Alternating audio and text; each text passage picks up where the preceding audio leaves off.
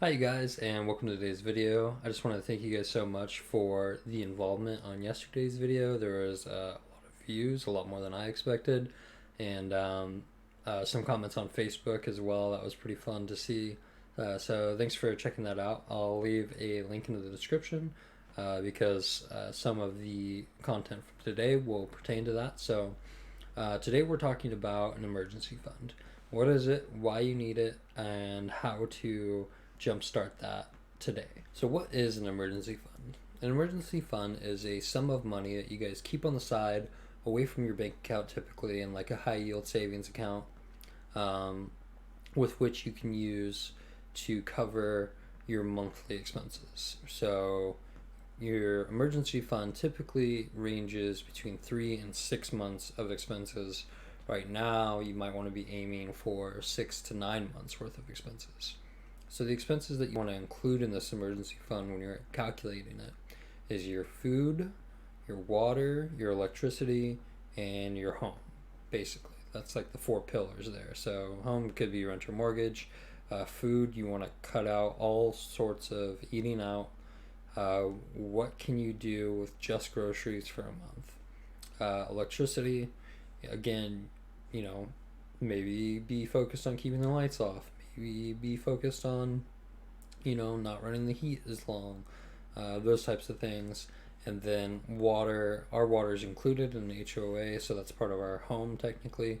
So we don't have to worry about that quite as much, but just throw that in there if that's something you need to account for. So for us personally right now, we are actually just under 5 months of an emergency fund saved up. So we're really going to be pushing this month and next month to get that up to 6 to 7 months, hopefully maybe even farther, by cutting out some eating out expenses, by cutting out some electricity here and there when we can, try to save 20 or 30 bucks on our electricity bill.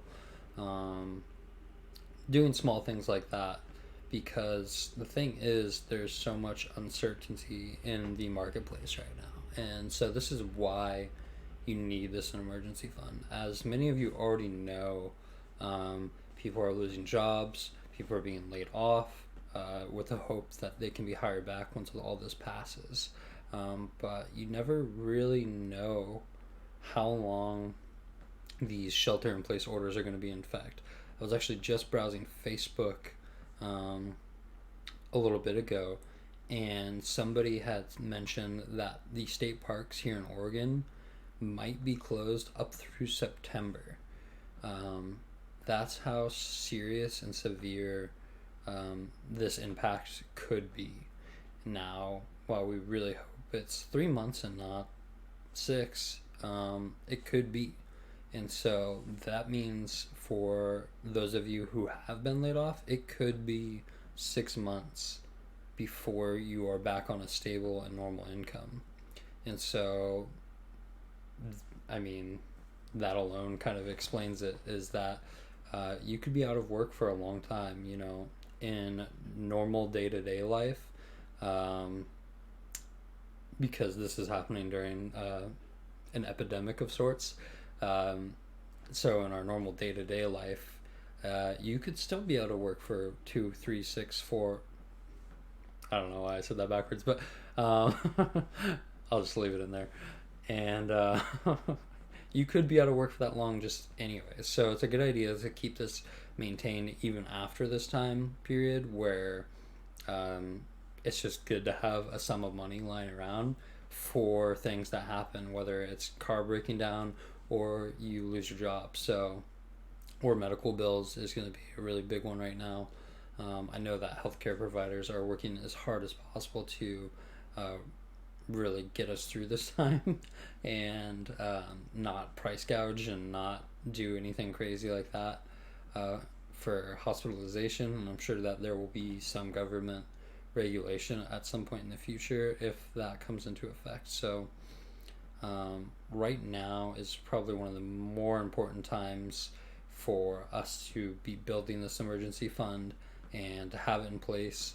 And if you don't have it in place, we'll talk about what you can do to jumpstart that and a few things that are going to help you along the way with that. So a few ways that you can use this time right now to jumpstart your emergency fund. So I'm in the Portland, Oregon marketplace, and so it might be a little different for you. So this is what I was talking about at the beginning. The video that I did yesterday that actually I think did really well. It did really well for me, so I'm excited about it. And thank you guys for watching it and I don't know, maybe enjoying it. It's got a few likes on there, so I appreciate it.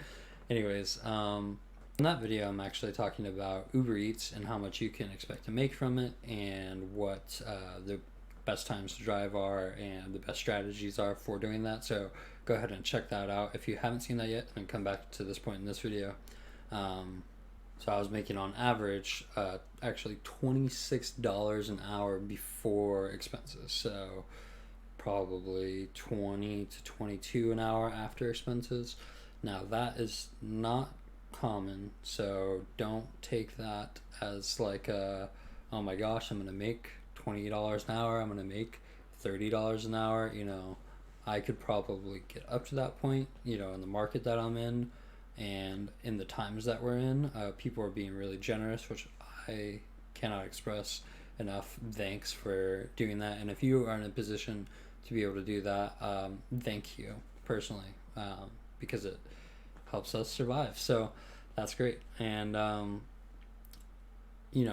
but here's the thing, even if you were out making $10 an hour, I really think that is the minimum after expenses that you would get from doing Uber Eats right now.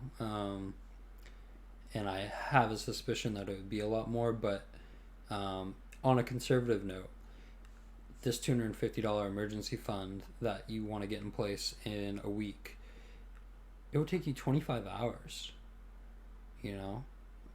doing this on top of what work you're still doing, hopefully, or if you're not working at all, you could be driving a lot more than this, and be making a lot more than this.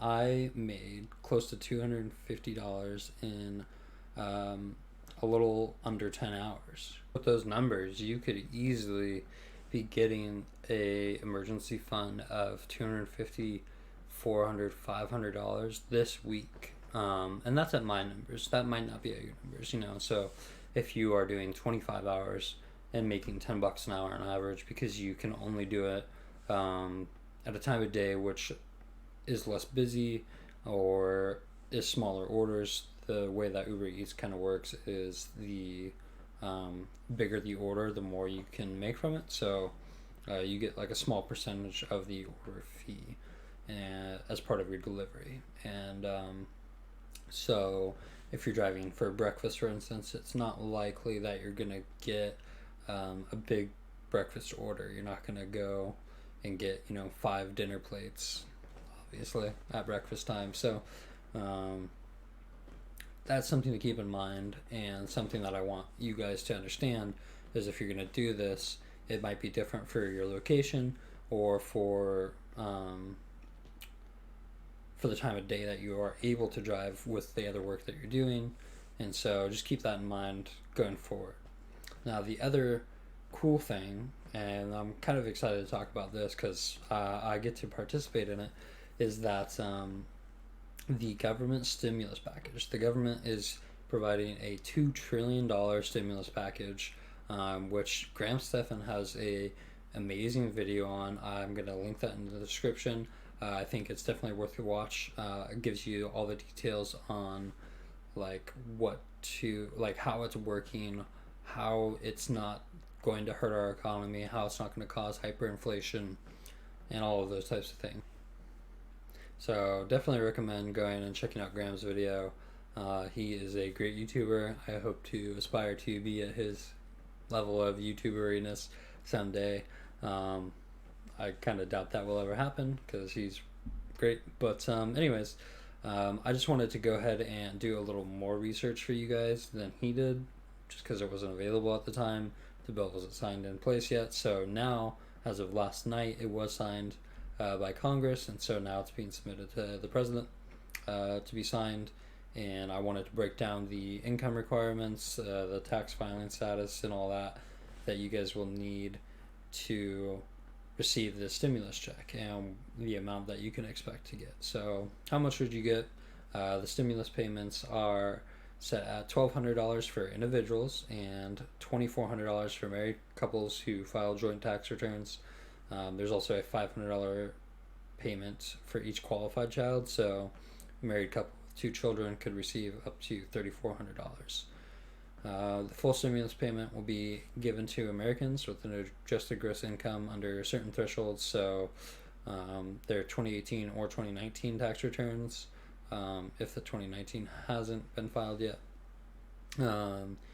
These are the income thresholds on the screen here. So if you are a single filer, if you make between $0 and $75,000, you'll get a full stimulus payment of $1,200. $75,000 to $99,000, you'll get a partial payment with the EGI, and if you make over $99,000, you will get no stimulus payment. The head of household filing status, so basically that with kids, you can make between $0 and $112,000, and you'll get a full payment.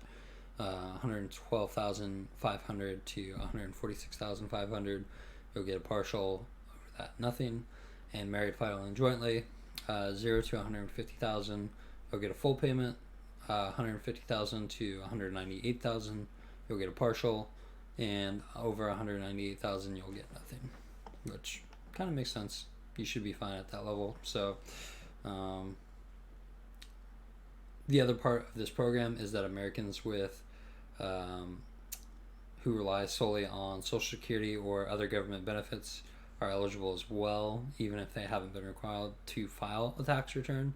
So you don't necessarily get a check in the mail. So you might, if you filed with a direct deposit through like TurboTax or something like that, you would kind of expect to get a direct deposit when the stimulus checks are delivered. So don't necessarily look for a check in the mail unless you didn't file a tax return, or you didn't receive a tax refund, rather, or if you chose to have the check mailed to you instead. So when will you get your stimulus check? One of the central goals of the stimulus bill is that to get the money into American people's hands fast. And so the Treasury Secretary Stephen Munich said on Thursday morning that the direct deposits would take place within 3 weeks, which means that Americans who receive the stimulus money electronically could expect to receive theirs by April 16th, 2020. So that's coming up soon. And, if you're getting one in the mail, probably expect that it'll take a little bit longer. Now, the important part with this is not to go and use this money to get a new TV or a Nintendo Switch to play Animal Crossing. I know it's a big thing. Don't really know about it because I don't have a Switch. My brother does. He probably has it and loves it. I don't know.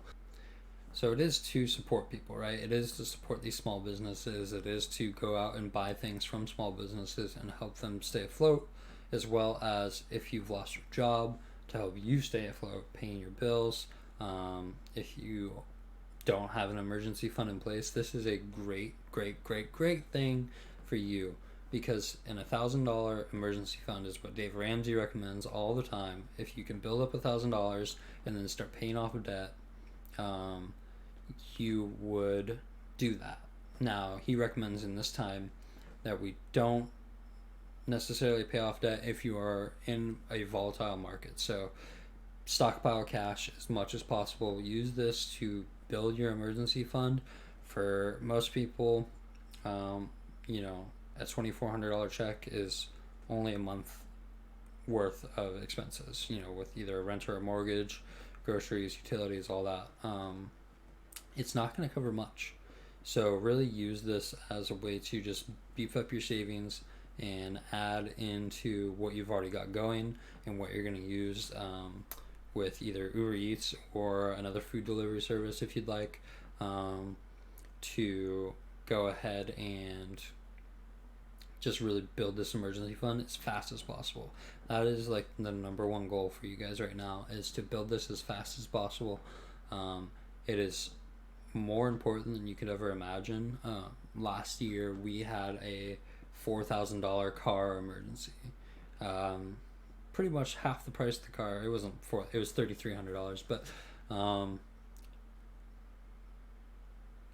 that would decimate most people. I think 70% of Americans couldn't handle a $1,000 emergency, and so for us to be able to have that in place in order to go ahead and say, well, it sucks, but we've got it's inconvenient. It's like, well, now we just got set back a little bit on our timeline for buying a house. Not very much, because our timeline for buying a house is in the future after I graduate from school, and so but at the time it was like, oh man, it sucks, but man, how lucky are we that we had this money to be able to do this. Yeah, my car blew a head gasket. Kind of my fault. Definitely my fault. Don't try to change your own timing belt if you're not a mechanic. I'm like an at-home mechanic, and timing belts are difficult. And what was like, oh well, it'll cost me $250 to change it, and then it was 3 weeks without a car, not working, and $3,300 cost. Ouch. But again, the emergency fund saved us, and we are so thankful that we had it. Anyways, thank you for hanging out this long if you're still here. Again, I really, really appreciate the involvement on last video. It's like over four hours of watch time yesterday, which I was blown away by. I was like, wow, people are actually watching my videos. So thank you for doing that. I would really, really appreciate if you could like or leave a comment down below on the status of your emergency fund, or what you plan to do with your stimulus check, if you are one of those people that is just gonna go and buy a Nintendo Switch and a new TV and go crazy with it and be like, yeah, let's stimulate the economy. Or if you're going to invest it, just let me know down in the comments below what you plan to do with your stimulus check if you're getting one. And thanks for hanging out, commenting, liking, and subscribing.